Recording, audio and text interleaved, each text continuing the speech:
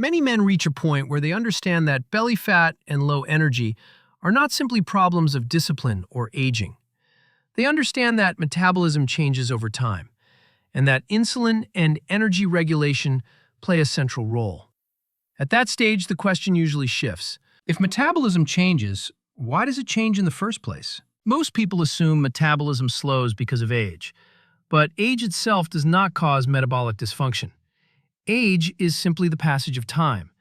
It does not act on the body by itself. What matters is what happens during that time. A healthy metabolic system is flexible.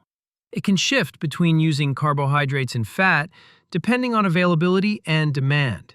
It can store energy when food is abundant and release energy when food is scarce. It can respond to stress, recover, and return to baseline. This flexibility allows the body to remain stable even when conditions change. However, metabolic flexibility is not automatic. It must be preserved. And over time, it is often lost gradually. Loss of metabolic flexibility begins quietly. There is no sudden event, no clear warning sign.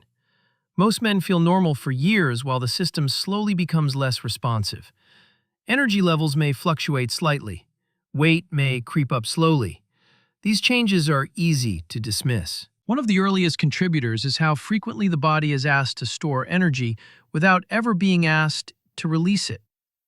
Modern eating patterns often involve frequent meals, constant snacking, and long periods of elevated insulin throughout the day. Each eating event sends a storage signal.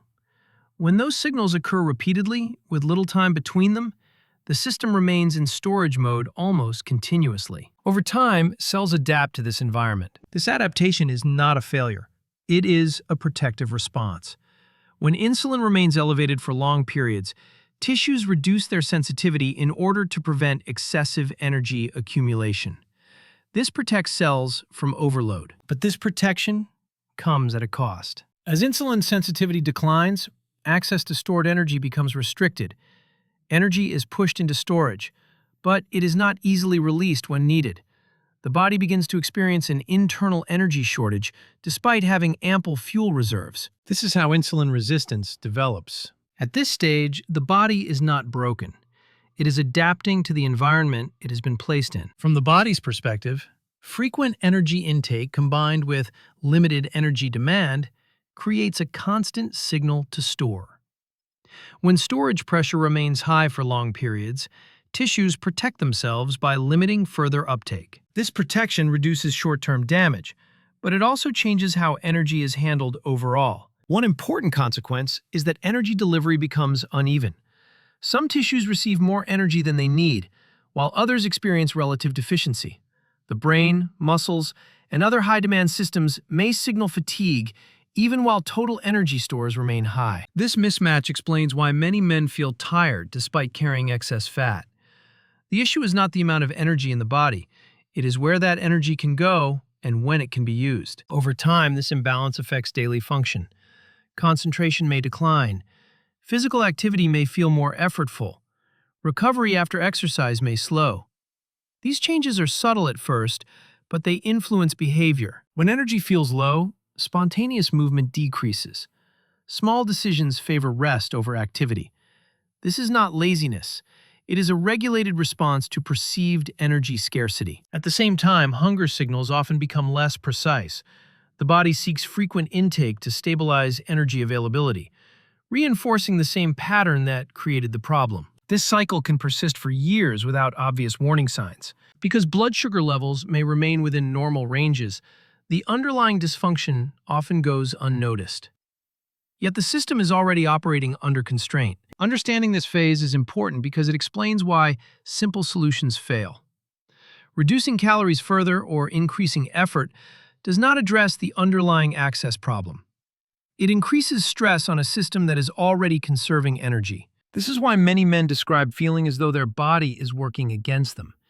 In reality, the body is responding exactly as it was designed to respond under these conditions. The solution is not force. It is restoring the conditions under which flexibility can return. Stress accelerates this process. Chronic psychological stress, poor sleep, and insufficient recovery increase baseline cortisol levels. Cortisol interacts closely with insulin, reinforcing storage signals and further impairing metabolic flexibility. This is why stress matters metabolically, not just mentally. Muscle tissue also plays a critical role. Muscle is a major site for glucose disposal. When muscle mass declines, or when muscle signaling becomes less efficient, glucose handling worsens.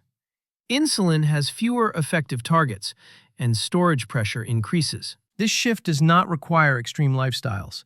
It develops gradually within what most people consider normal daily living. That is why metabolic dysfunction is so common and so often misunderstood. Aging is not the cause. Aging is the context in which these changes accumulate. Time allows small adaptations to compound into meaningful dysfunction. Understanding this reframes the problem. The goal is not to fight the body harder or apply more discipline.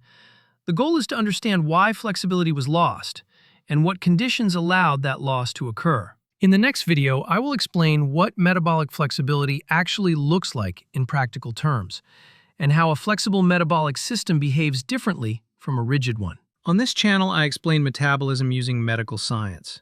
This video is for educational purposes only. This is not medical advice. Always consult your physician.